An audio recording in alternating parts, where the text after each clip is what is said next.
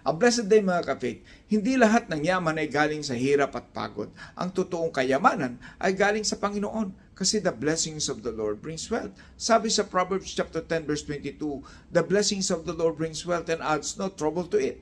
Kapag si Lord ang nagbigay, may kapayapaan at may kasamang joy.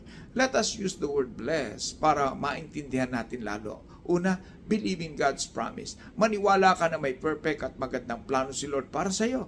Kapag may faith ka, automatic nagbubukas ang pinto ng mga pagpapala na hindi mo akalaing darating.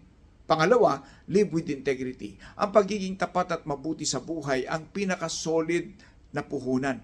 Ang wealth na walang kasalanan ay may kasamang peace of mind at hindi ka kailanman mabibitin. Pangatlo, expect divine favor. Lagi kang mag-expect ng pabor mula kay Lord. Yung mga opportunities at bukas na pinto, hindi random. Ito ay divine favor na nakaline up para sa iyo.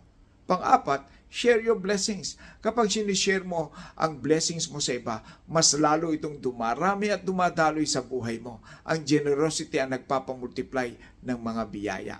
Panghuli, stay grateful.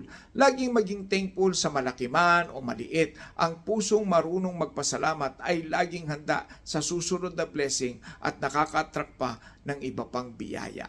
Kaya tandaan, the blessings of the Lord brings wealth and adds no trouble to it. Hindi lang sa bulsa kundi sa buhay at sa relasyon mo sa Diyos. This is Pastor Francis. Don't forget to like, follow, and share para mas marami pang ma-encourage at ma-bless. God bless. Shalom.